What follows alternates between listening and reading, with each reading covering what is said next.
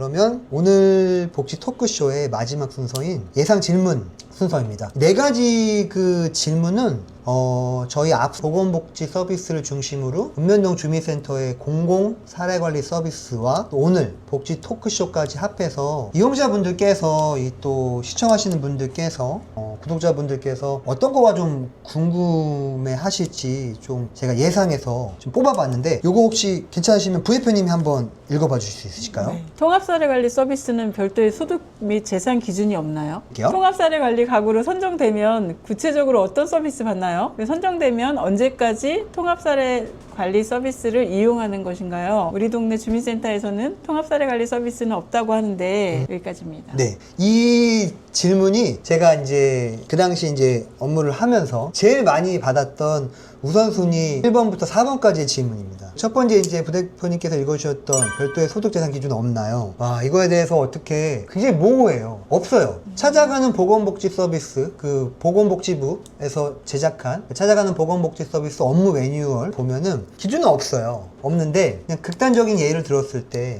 굉장히 고급 아파트에 한 50평대 아파트가 자가로 소유하고 계신 분이 남자분이라고 해볼게요. 작년에 남자분께서 어떤 상황으로 인해서 사별을 하신 거예요. 자녀는 없으시고 혼자 남으셨고 직장도 있으세요. 그 고급 아파트도 자가시고. 근데 사별을 하신 어떤 그런 상황으로 한없이 심각한 우울 증상을 보이셨고 치료도 하셨지만 결국에는 실직을 하셨고 정말 소위 말해서 집에만 계시는 은둔형 외톨이처럼 오랜 기간 지내셨던 거예요. 그런 상황에서 너무 위험스러워서 이제 지역 주민께서 만약에 의뢰를 하셨다고 했을 때 뭐 당장에 지금 소득은 없으시겠지만 실직하셨으니까 그 아파트에 그 고급 아파트가 재산으로 얼마나 반영될지는 정확한 소득 재산 조사를 해야 되겠지만 사실 그런 상황에서는 통합사례관리 서비스가 필요하지 않을 수도 있겠죠. 혼자 살고 있는 그 고급 아파트를 가용 자원으로 현금화 시켜서 얼마든지 의학적인 치료를 받으실 수 있고 심리치료도 받으실 수 있고 그럴 수 있는 상황이 있기 때문에 이거를 그 담당자 개인이 판단하기는 힘들 것 같아요.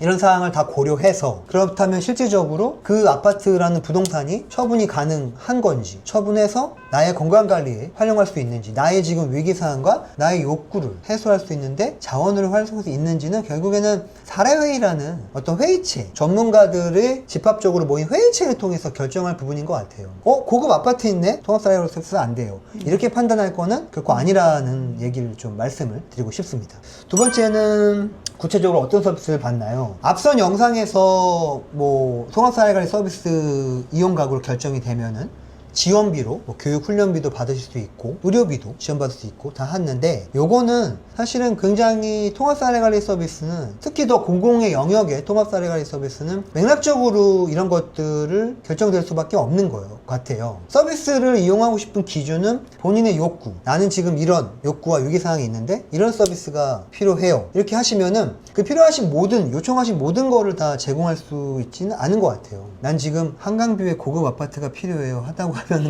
그거를 통합 서비스를 진행하면서 연계를 해줄 수는 없는 거니까 이분이 이 욕구와 이 서비스가 왜 필요한 건지를 맥락적으로 그분의 어떤 상황과 또 이분의 어떤 겪고 있는 경험과 또 사건, 다양한 또 관계, 이분의 어떤 보유한 자원 등 강점까지도 이 다양한 맥락들을 고려해서 그 필요성도 때로는 판단할 수 있을 것 같아요. 이게 당신한테 왜 필요한 건지, 그 이유가 뭔지, 그 이유가 합당하고 필요성이 충분히 객관적이라고 했을 때는 그야말로 사례관리 기관도 최대한으로 지원하도록 노력해야 되고 또 기관의 상황과도 좀 공통적으로 좀 맞아야 되는 부분이 있죠. 우리 기관은 연계를 통해서라도 직접적으로라도 간접적으로라도 이것까지 할 수 있는 거는 제한과 한계가 있습니다 하는 것들이 고려돼야 되기 때문에 구체적으로 어떤 서비스인지 딱딱 목록화 해봐라 이런 데는 무리가 있겠지만 어찌됐건 사례관리 과정 동안 사실 공공 영역의 통합 사례관리 서비스는 이 서비스 제공 계획에 있어서 이 이용자분의 그 명시적인 동의가 필요하거든요. 서명이 필요하거든요. 그래서 굉장히 정확한 계약이라는 단어보다는 조금은 완화된 어떤 계약의 과정이고 적극적으로 참여를 해야 되는 본인 스스로가 참여해야 되는 약속과 이행이 전제가 되어 있어야 합니다. 적극적으로 참여하지 않으면은 이 사례관리 서비스가 그냥 종결이 될 수도 있어요. 그 적극적으로 참여 안 한다는 예시에는 연락이 두절이 될 수도 있고 뭐 그냥 계속 요구만 하는, 요청만 하는, 본인이 이행해야 될 어떤 그런 상황들은 충분히 실행하지 않으시면서 기관에는 요구만 한다고 하면은 이 사례관리 서비스는 제대로 진행이 안 될 수도 있겠죠. 그래서 구체적으로 어떤 서비스를 나열할 수는 없지만 이 이용자 입장에서 그 서비스를 왜 필요한지, 그거에 대한 이제 충분한 필요성과 또 여러 가지 사항들을 종합적으로 고려해서 서비스 제공 계획이 되게 됩니다. 선정되면은 언제까지 서비스를 이용할 수 있는지에 대해서는 사실은 이 부분이 좀 맹점이기도 합니다. 공공사례관리의 어떤 영역에서는 이게 이제 전체적으로 이제 사업으로 운영을 하다 보니까 연단위 기간이 좀 정해져 있어요. 그렇다 보니까 그 해에 이제 연말이 될수록 이제 이 사례가 종교를 준비해야 되는 시기가 있다 보니까 다소 조금 수정해야 될 부분은 담당자들 입장에서는 연초에 의뢰가 됐던 사례든 연중에 의뢰가 됐던 사례든 연말이 되면은 어느 정도가 이렇게 좀 돼야 되는 상황이기 때문에 그 부분이 약간 개선해야 될 점이라고 좀 판단이 들고, 다행인 거는 공식적인 과정에서는 이 사후 관리의 어떤 과정과 단계가 있기 때문에 그 사후 관리를 통해서 종결이 되더라도 연속적으로 좀 서비스와 도움과 또 자원들을 활용할 수 있는 계획들이 또 수립이 되기 때문에 그 사후 관리를 통해서 또 모니터링과 점검을 통해서 통합사례 관리 서비스를 이용했던 가구가 연속적으로 조금 안전망 체계가 유지될 수 있는 그런 또 시스템이 마련되어 있기 때문에 보통 그 기간을 만약에 질문을 하신다고 하면은 뭐 최대는 1년까지도, 짧게는 뭐 통합사례관리 서비스 이렇게 봤을 때는 짧게는 뭐 서비스 연계각으로 해서 뭐 한 달까지도 또 진행이 될 수 있는데,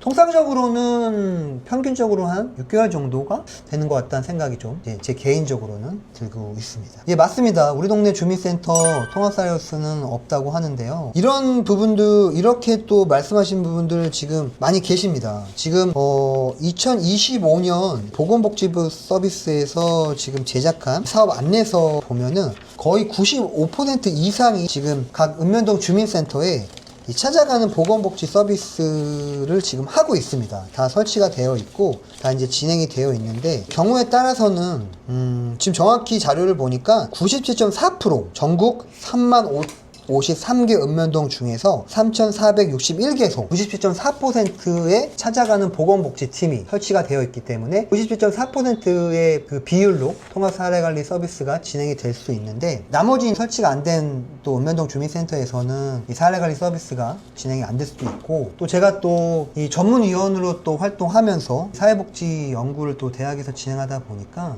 대부분 많은 부분 이제 막상 읍면동 주민센터에 전화를 해서 이 사례관리 서비스 대해서 언급을 하면은 굉장히 난처해 하시고 되게 부정적이세요. 그런 부분은 부대표님도 종종 느끼시죠? 제가 사례관리 서비스, 통합사례관리 서비스를 의뢰를 했었는데 그때가 이제 연말이었어요. 그래가지고 동주민센터가 통합된다, 그래서 지금은 못 받겠다, 막 이렇게 거절당한 사례가 있었거든요. 너무 안타까웠던 거는 그 뒤에 사고가 일어났던 거예요. 저희가 우려하는. 그래서 너무 정말 조금 속상했던 그런 사례가 있었죠. 그러면 결국 그 사례는 뭔가 이렇게 공공 영역에서의 주민센터나 시군구랑 이렇게 좀 협력적으로 여기 좀 업무 체계가 좀 안 됐던. 네, 맞습니다. 이 부분이 좀 아쉬운 부분이긴 해요. 저도 바로 직전에 그 양육미혼부 관련해서 연구를 하다가 양육미혼부 분들에게 동의를 받고 해당 지역의 그 시군구 또 읍면동 주민센터 이렇게 통화를 했다 보면은 사례관리 서비스에 대한 그 참 비중이 점점 더 떨어지고 있구나. 이 업무가 사회보장급여법 법률에서도 근거가 있는 해야 하는 또 할 수 있는 업무라고 규정이 되어 있고, 보건복지부에서 업무 안내서까지 이렇게 만들어서 비중 있게 다뤄지고 있는데 왜 실질적으로 그 복지 현장에서는, 업무 현장에서는 이 통합사례관리 서비스가 점점 더 이렇게 좀 비중을 더 잃어가고 있는 걸까? 그게 좀 많이 아쉽더라고요. 그러니까요. 지금 이제 전문위원님 설명을 계속 들으면서 제가 진짜 집중해서 들었거든요. 근데 이게 그 저희가 계속해서 이제 진행했던 엄마들을 이제 만나면서 이렇게 도와주고 했던 것들이 다 통합사례관리 서비스였구나라는 걸 하나 깨달았고, 이게 이 통합사례관리 서비스라는 게 시민이 또 당사자가 다 좀 알고 좀 많이 이용했으면 좋겠다. 왜냐하면 이용자가 많으면 그만큼 또 그게 발전이 되고 활성화가 되잖아요. 그렇죠, 그렇죠. 네, 그런데 이 통합사례관리 서비스에 대한 거를 잘 모르시는 분들이 너무 많아서 그렇지 않을까 생각이 드네요. 지금 부대표님 말씀하신 거랑 저도 너무 공감이 돼요. 제가 업무를 하면서, 통합사례관리서 업무를 하면서 또 부대표님도 아마 그랬을 가능성이 높으실 것 같은데, 저 사례관리 서비스 필요해요, 신청할게요, 이런 분들은 단 한 분도 보지 못했어요. 정말로 사례관리 서비스를 본인이 받고 계시는데 본인이 사례관리 서비스를 받고 있다는 걸 전혀 알지 못하세요. 그래서 어느 순간 제가 이래서는 안 되겠다. 사례관리 서비스에 대해서 계속 말씀을 드리기 시작했어요. 시작할 때, 자, 어머님, 자, 선생님, 아버님, 이제부터 사례관리 서비스가 진행이 될 겁니다. 이러이러한 요청과 이러이러한 아버님께서 어떤 위기상황과 욕구로 인해서 저희가 사례회의를 진행했고, 몇 월 며칠부로 결정이 됐고, 사례관리 서비스가 진행이 될 거고, 저는 아버님이 말씀하신 거에 의거해서 이런 서비스 제공 계획을 수립했고, 동의를 해주시면은 이 서비스 제공 계획 수립 계획대로 사례관리 서비스가 진행이 될 겁니다. 아버님께서는 이 과정에 적극적으로 참여해서 저와 소통을 하실 의무가 있으십니다. 이렇게 막 강조하기 시작했거든요.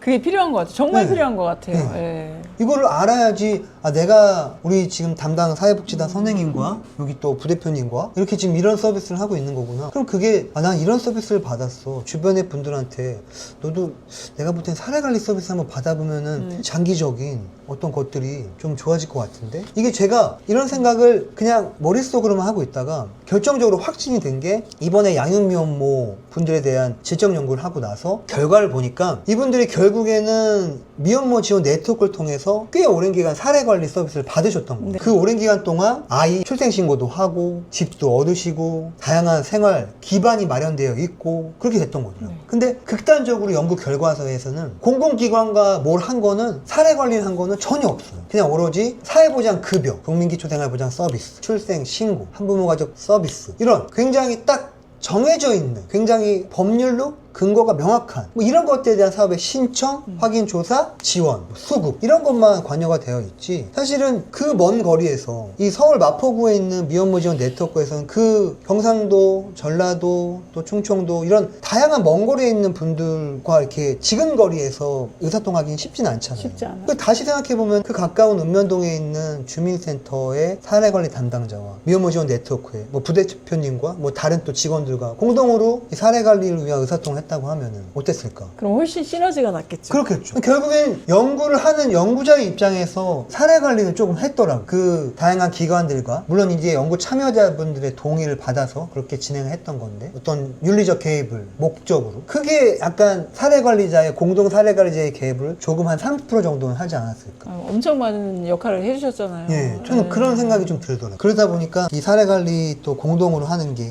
좀 더 필요한 것 같습니다. 자, 지금까지 이 또 4개 질문에 대해서 또 부대표님의 다양한 경험과 또 저의 또 연구 경험과 또 근무 경험을 통해서 좀 말씀드렸습니다. 오늘 어찌 지금 공공영역의 통합 사례관리 서비스를 2번에 걸쳐서 콘텐츠로 제작을 해서 여러분께 전달해 주셨는데, 자, 마무리를 하는 차원에서 부대표님 오늘 어떠셨어요?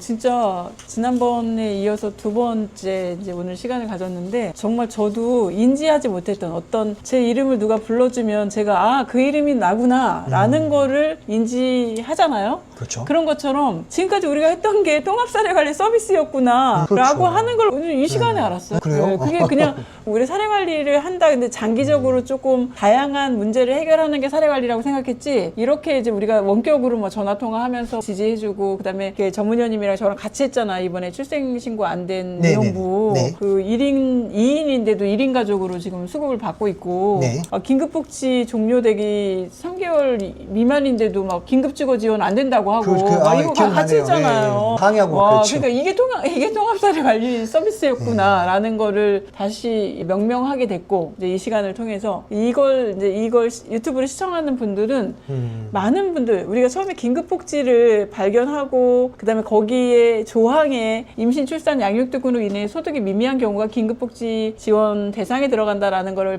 확인을 하고, 네. 그걸 널리 알렸던 것처럼 이렇게 통합 사례관리 서비스에 대해서 좀 이렇게 알려지는 계기가 됐으면 좋겠다. 그리고 이거를 혹시 보시는 이런 분들이 주위에 또 살펴보고 이렇게 어려움을 겪는 분들 통합사례 관리 서비스를 좀 이렇게 의뢰해 주셨으면 좋겠다. 그런 정말, 생각이 들었어요. 네, 저는 그 마음이 정말 간절합니다. 정말로. 그렇게 되면은 사실 지금까지는 미혼모 지원 네트워크가 이 전국 하나 있는 이 미혼모 지원 네트워크에서 전국 모든 것을 커버하면서 정말 얼마 안 되시는 직원분들이 정말 인력으로 참 힘든 업무를 하고 계셨는데, 이런 식의 어떤 공공 영역과의 교집합이 마련이 되고, 그 교집합의 영역에서의 효율적인 효과적인 네트워킹이 구성이 된다고 하면은 그동안 공공 영역에서 조금 기피하고 힘들어하고 어려웠던 사례 관리까지도 더 효율적으로 긍정적이게 할 수 있지 않을까, 전향적으로 그런 좀 기대와 바람이 생기게 됩니다. 지금까지 저희 복지 커뮤니케이터에 대한 통합 사례관리 서비스 영상 그리고 또 복지 토크쇼 시청해 주셔서 너무 감사합니다. 마지막으로 부대표님 멋진 멘트로 저희 영상을 마무리해 주시면 좋을 것 같습니다. 예, 앞으로도 한국미용모 지원 네트워크에서는 이렇게 서비스 이용자 분들이 주체적으로 자기가 찾아야 될 권리 이런 것들을 잘 이용할 수 있게 전문가답게 그런 콘텐츠를 제작해서 찾아뵙도록 하겠습니다. 저희는 누군가에게 또 하나의 가족이 될 수 있도록 최선을 다하겠습니다. 감사합니다. 감사합니다.